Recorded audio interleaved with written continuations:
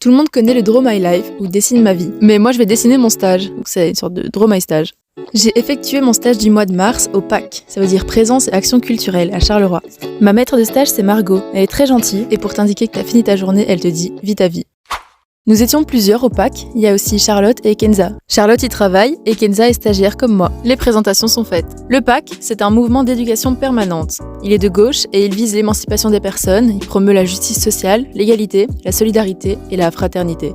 Que des bonnes choses. Plus précisément, j'ai intégré la plateforme Femmes de Mars. Elle regroupe une vingtaine d'associations du secteur socio-culturel de Charleroi, telles que le PAC, Vie Féminine, Soralia, Charleroi Danse, l'Ancre ou encore le Vecteur où sont placés les bureaux du PAC Charleroi, et bien d'autres encore. C'est une plateforme féministe qui milite pour l'égalité femmes-hommes et dont les valeurs principales sont les droits et la dignité. Toute l'année, mais plus spécifiquement durant le mois de mars, un tas d'activités autour du féminisme sont organisées dans la ville. En particulier la journée du 8 mars. C'est quand même la journée internationale des droits des femmes. Et pas la journée de la femme. Assez parlé, passons au sommaire. Nous allons parcourir les objectifs de mon stage, mon niveau d'intégration dans l'équipe, les compétences que j'ai acquises, mon investissement personnel, l'autocritique de mon travail et de mes réalisations, les difficultés que j'ai pu rencontrer, ainsi que l'analyse de mes points forts et de mes points faibles. Commençons avec mes objectifs de stage. Je voulais un stage dans le socio-culturel, ayant fait mon autre stage en entreprise. J'étais curieuse de découvrir un métier que je ne connaissais pas du tout. J'avais déjà beaucoup d'intérêt pour Femmes de Mars et le féminisme, et comme tout bon stage le permet, je voulais acquérir de nouvelles compétences. Du côté des objectifs que Margot avait établis, il y a l'accompagnement à la com des projets, la participation à l'organisation de plusieurs activités, la journée du 8 mars, les activités du PAC, la participation à différentes plateformes, Ruban Blanc, Harley Quinn, etc. et la participation au fonctionnement du mouvement, donc les réunions et autres. Mon degré d'intégration, je le note de 4,5 sur 5. Mais ça c'est vers la fin du stage, parce qu'au début c'était plutôt incompréhension sur 5.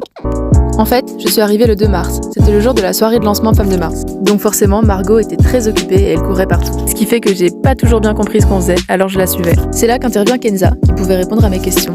Et donc c'est elle que je me suis mise à suivre partout. Vraiment partout. Il est souvent arrivé que je lui demande « Et qu'est-ce qu'on va faire maintenant ?» et qu'elle me répond « J'en sais pas plus que toi ma belle ». Après la journée du 8 mars, la pression s'est un peu relâchée et c'était plus détendu. Margot a toujours veillé à nous présenter à tout le monde et à ne pas nous laisser à l'écart. J'ai commencé à me sentir très bien intégrée. J'étais très étonnée de revoir ces personnes et du fait qu'elles se rappellent de moi. J'ai beaucoup apprécié participer aux réunions et être au courant de l'organisation. Passons à mes acquis. Sur le plan pratique, j'ai appris à produire rapidement, que ce soit des stories, des posts ou des affiches. Quand beaucoup d'événements s'enchaînent, il faut savoir communiquer vite. Je sais maintenant produire un communiqué de presse et j'ai participé à la création d'événements. Petit détail également acquis que je n'avais jamais pratiqué avant, c'est le flyering. On a distribué des flyers pour la manif. C'était assez drôle car il y a plusieurs types de personnes. Il y a ceux qui sont très enthousiastes par rapport à l'événement, ceux qui prennent par politesse et qui vont probablement le jeter juste après, et ceux qui sont pas du tout intéressés et qui te le font bien savoir. Heureusement, Kenza était là pour leur rappeler que c'était quand même très important. J'ai également de nouveaux acquis cognitifs. Notamment, j'ai remarqué que j'étais moins stressée et plus détendue vers la fin du stage. Je suis passée de « mais comment on va faire ?» à « on verra bien ». Le fait d'être en contact tous les jours avec beaucoup de personnes m'a rendue moins timide. J'ai même chanté devant tout le monde lors d'un karaoké. Mais bon, c'est pas le sujet. Au niveau de mes acquis relationnels, j'ai bien évidemment appris à travailler en équipe et à collaborer avec Kenza, on se répartissait le travail. J'ai appris à m'ouvrir davantage et à apprécier travailler avec des personnes venant d'horizons bien différentes les unes des autres. Tout ça dans la bienveillance, la sororité, le respect et l'écoute. Une fois par semaine, au Vecteur, on organise le bureau de quartier. C'est un espace ouvert à tous, le mardi, de 10 à 13h, où on accueille les personnes qui veulent discuter ou boire un café. J'ai collaboré à l'animation, notamment la veille de la manifestation. Alors Kevin, on met quoi sur la pancarte ? Charleroi, c'est ma ville. En ce qui concerne mon investissement personnel, je considère que j'aurais peut-être pu faire un peu mieux. Notamment au niveau des initiatives. J'avais beaucoup tendance à simplement écouter ce que Margot et Kenza me demandaient de faire et à le faire. Par contre, dès qu'une tâche m'était attribuée, je la prenais très à cœur. Lors de mon premier jour à la soirée de lancement, je fabriquais des badges à la demande pour les citoyennes. L'atelier des badges a tellement bien fonctionné qu'il y a eu des demandes toute la soirée.